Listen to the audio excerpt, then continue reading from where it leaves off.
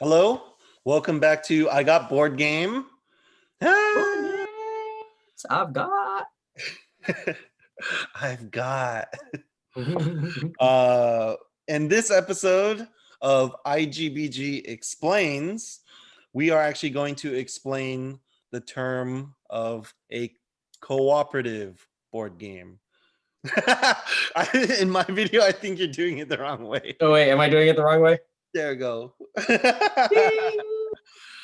um, so a cooperative game has become a very common mechanic in board games nowadays, particularly since the game Pandemic, and which kind of set the standard. If you watch our review on it, you'll see that it was really groundbreaking in the board game industry for kind of establishing a standard and a common way that cooperative games are done. But to define what a cooperative game is, it's essentially the opposite of a competitive game, which is most of the games we would probably think of growing up, all those classics from Hasbro or Parker Brothers, right? Monopoly, Uno, Risk, Scrabble, Life, Sorry, and the And list even goes old on. games like chess, Yeah, checkers, yeah, backgammon, right? right. All those games are just basically one player trying to win the competition. But a cooperative game is where all the players are on the same team and you're all essentially playing against the game in some way. The game is the ultimate obstacle that's stopping you from some goal. And so you're all working together against it. Something I think important to clarify when we talk about a cooperative game, at least in my opinion, it's often described as a mechanic for a game, but I would say it's more of a mode of playing a game. It's not how the actual mechanisms in a game function, like in the case of if a game is a trick-taking game or has drafting or dice rolling. It's not that particular of what you're doing in the game, but it is the setting for how all those mechanics are being done, the reason why all those things are being done. And so I personally think of it as a mode of play, but I will still talk about it as a mechanic just for simplicity's sake. And so, yeah, so in a co-op game, you are all working together. And this can take on a bunch of different shapes, as I mentioned, because as the mode of play, you can make the setting cooperative among all the players, but then have all these other mechanics in it, like a cooperative deck building game, or a cooperative dice rolling game, or a cooperative game with action points and character powers and so on. And so some examples of cooperative games then include a few that we've reviewed on this channel, like Pandemic I mentioned, and 5 Minute 5 minutes. Dungeon, The Mind.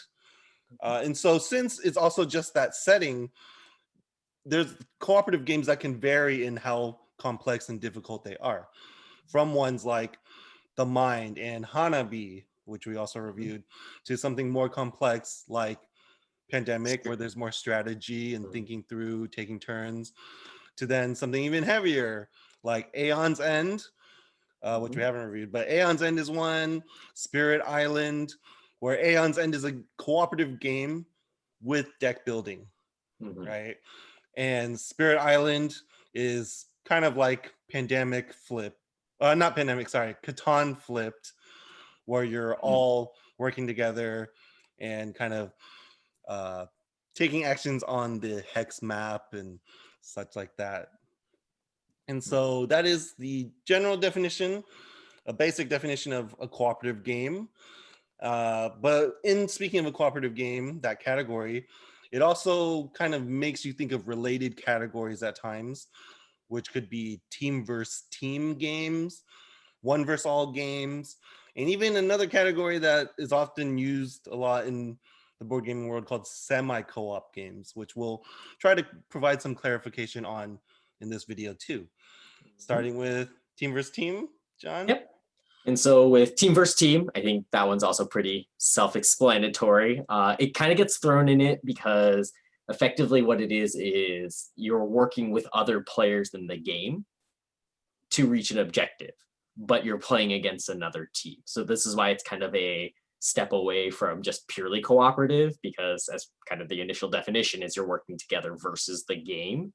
In a team versus team, you're not working against the game, you're working against other players. But because you're working with other players, that's kind of where sometimes it gets that cooperative tagline, or at least within this category. So games like Captain Sonar, Space Cadets Dice Duel, and then a lot of probably familiar games that most people are kind of aware of, games like Taboo, Categories, Codenames is a very popular one, these days as well. So, and then some of the other ones like Bang, even social deduction games can run in that gambit as well, with like kind of the team related working or trying to work with your teammates in like Resistance, Secret Hitler, so on and so forth. So that's kind of team versus team. So it kind of fits in it, mainly because you do work with other players in some way. Then another category that we were talking about is the one versus all, where it's this setup of the game in which that there is a particular player that is working against the rest of the other players in the game in some capacity. So certain games like Fury of Dracula, Descent, Treasure Island, and then Spectre Ops. I don't think we reviewed it, but I think we've talked about it a couple times here and there. But all of those games, when you start the game, you set up the game, you start with a player who has some actions or a way of playing the game that is trying to prevent the other players from winning so that they win, or vice versa, that the other players are trying to do whatever objectives to prevent that one player from winning. And then we move into the semi-co-op. And so actually, and something important to keep in mind with mentioning team versus team and one versus all so far is these are, again, related to cooperative. These kind of also other modes of play for certain games. And so people wouldn't usually use them interchangeably, right? You wouldn't describe like Codenames as a co-op game. You would more accurately call it a team versus team game. But they do kind of have that relation to each other, right? And how we would think about how the games are set up. And so that's why we wanted to provide this clarification on these related terms. And so then, the tricky one now coming up is the term semi-co-op games, because we obviously have the idea of what a competitive game is, and then also the basic understanding of a cooperative game, right? Everyone's against each other or everyone's with each other. But then a term that's used a lot in the industry, especially up to a few years ago, are games that are described as semi-co-op. And the way I would kind of go about defining that term is a game where at some point you have to work together with everyone you're playing with, but in the end, you want to come out on top. And so games like that could be like Betrayal at House on the Hill, Dead of Winter, other semi-co-op games. I'm looking up a list right now. There's also games that are Dungeon Busters. Dungeon Buster, Saboteur is considered one. Battlestar Galactica is considered one. Oh yeah. Shadows over Camelot. And so this is an interesting term that's used because in the industry, people do use it to kind of describe games, but then some people also don't like the use of the term. And that's because it seems it can seem unclear or just not very helpful or not very accurate as to how it's describing the goal of the game. Because in basically every case of a semi-co-op game, it is still one person trying to win. And so in that way, shouldn't it just be a competitive game? But then people will say, oh no, but in Dead of Winter, we all have to put our supplies in to keep the colony going. You just don't know who's going to betray you and try to sabotage everything at some point. So there is that cooperation. And so, but then that cooperation doesn't last. Yeah. And it devolves to being competitive at some point. So in the end, shouldn't it be just a competitive game? So John, why do you have an issue with semi-co-op as a term?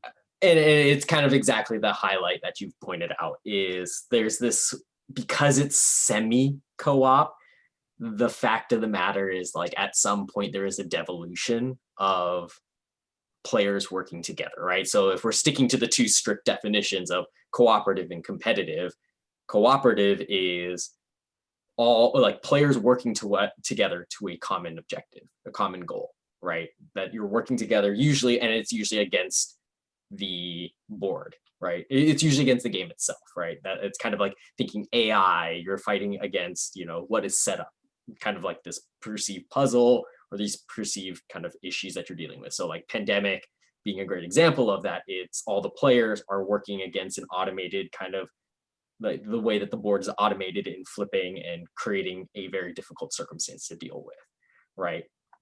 Games like Spirit Island, other games as well also do that. The ones we all talked about, right?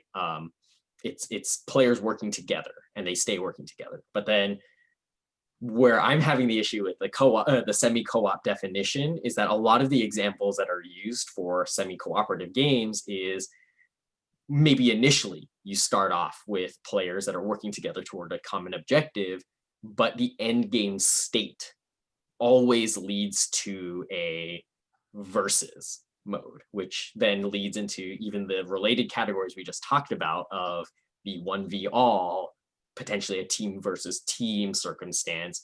And that's where, to me, it has cooperative elements to the game, right? And this is where it's kind of pseudo mechanics, right? Or at least, pseudo mode, or at least the mode starts off as cooperative, but then the mode changes mid game. And it's not bad. Like remember, this is not a judgment on whether the game itself is good or bad. This is more of, is this definition accurate? And that's the part where, for me, games like Betrayal of House on the Hill, Dead of Winter, when there's a potential change in a player's allegiance or a player's kind of end goal, then it's no longer cooperative at all in any way with those particular players involved, even though maybe up until that point they had been working cooperatively. So it's kind of this weird change. So I think for me, I don't have as much of an issue with the term, and I think it's just because in my own head, initially I think I actually did have an issue with it because I love co-op games, and then you're using the term semi-co-op. It's like, oh, okay, so it'll be like that, and it's like, no, not really. It's competitive, and so I think over time, for me, when I hear the term semi-co-op, since I could start thinking of it as more of a branch off of competitive games, then it's a little less of an issue for me, because then when I hear it now, then I just know, no, it's not a competitive game.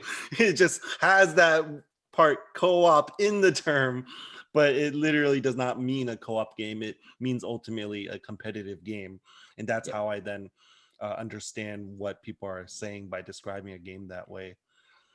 So that's why it's okay. And even as I was talking about it, I was just thinking, even when I was talking about it, now I'm kind of like, oh, is it really that bad? Because it's kind of thinking of it in that same way that we were talking about the 1v all and the team versus team, where maybe the description of the semi-co-op is that understanding that there is the element of cooperative play, period, right? But it's just not the whole game, right? You don't spend the whole game playing together.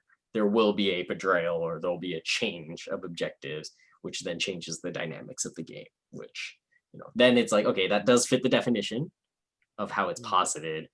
But then, because even with betrayal, there are certain scenarios, and this is the weird part, even for like a game like that is kind of a pretty good hallmark of that concept, is there are certain scenarios in betrayal that you stay as cooperative the whole time, right? Where you actually don't fight against a player who betrays you. It ends up staying as a cooperative.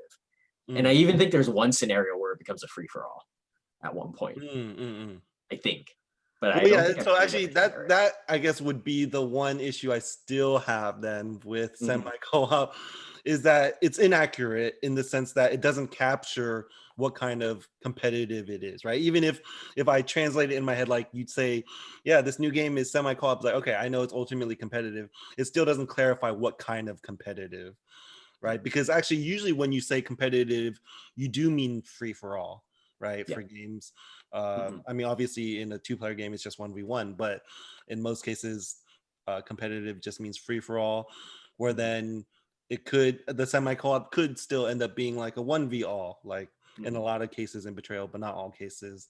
Yeah. Or yeah, become team versus team. And so you just don't necessarily get that idea across with that term. And so, yeah, maybe that's my small little beef with using that term still. I would still need to end up hearing from you like the specific of, well, is it end up being like one person against everyone, or is it some team is revealed later, or Mhm. that would be more helpful. Yeah, and as I was thinking about it, as we've been talking about it like this, I was just thinking of one of the ones that they have as a big example of Battlestar Galactica. So effectively, the way that that game works is that there are teams. There actually are two different teams, but when you start the game, nobody knows what teams you're on, and the end game objective is to reach. Right, you need to make enough jumps to reach the end point. I forget what the place. I don't know. Is it Earth I for thought it's Battlestar Earth, Galactica? but I'm not I sure. forget what the location is. My brothers will, if they watch this video, they'll get me on this because we've actually played it a few times recently. And I should know this. But the idea is that yeah. So at the beginning of the game, people are working together, and the Cylons, which Battlestar Galactica, it's the team against the humans in the game. They are doing things that generally are beneficial or can be beneficial for the team, but in the end they are trying to kill the humans or prevent them from jumping, right? They're trying to make them reach an end state objective. But it's interesting because they actually do need to set things up to the point where they will sabotage them in the end, and that they will eventually have to reveal themselves as traitors to kill off the human players. And So actually, in pointing out that example, that is uh, a good example of one how semi-co-op is more often done with like social deduction games, yeah. where people have like allegiances, but they're hidden, and they, you know, have to hide it while working with the other players, and then reveal it at some point. But then that also does reveal the weakness of the term semi-co-op, of if someone is like contributing, they're doing it to make themselves look good, Yeah. but Yeah. it's actually just bluffing, lying. Mhm. And in that way, you're already playing competitively, I would Yeah. say. So that is kind of the yeah, more talking about the weakness of the term semi-co-op and how it's Yeah. used.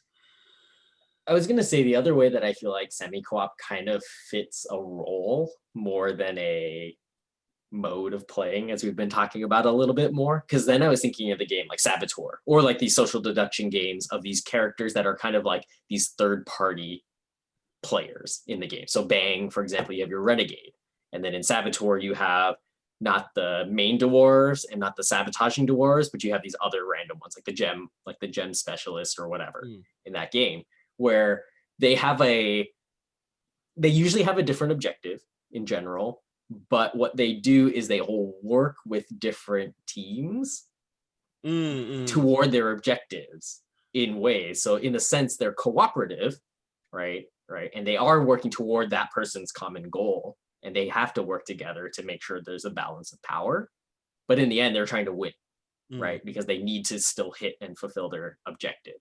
And it's almost like those roles tend to me to feel the most like what I think of when I think of the concept of semi-cooperative, Mm, where mm. it's like I am working with you to help you toward your goal, but at the end I still need to do something, or I'm going to be doing something that puts me out ahead of you in the end.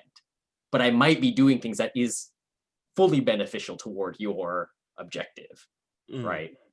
Yeah, and Bang maybe is a little worse of that example because the renegade does have to be the winner by themselves. But Saboteur, there are certain roles that actually does fit, where you can help a team actively in a direction and still get the most out of it as a different objective in the end. yeah, I mean that example makes me think of the one I mentioned, like Dungeon Busters. Yeah. Doesn't play similarly, but it is similar in the idea that unlike those social deduction games where, like I just said, the inaccuracy in the term semi-co-op for those is that you're playing competitive from the beginning, but just trying to look cooperative.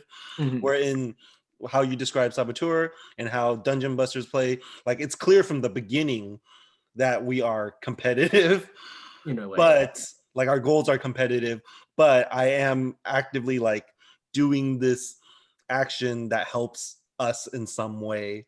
Mhm. And it's not a hidden information or not a hidden intention, right? Like, Yeah.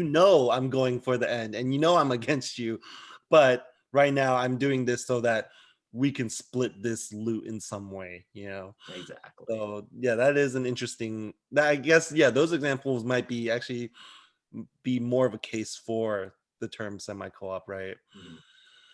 But yeah, so that is IGBG explains co-op games and I hope it related makes ones sense. to hopefully help you understand terms like cooperative games, team versus team, one versus all, and semi-co-op when you come across them with board games nowadays. And so if you found this helpful, I hope you'll share this with friends, family, people you play board games with.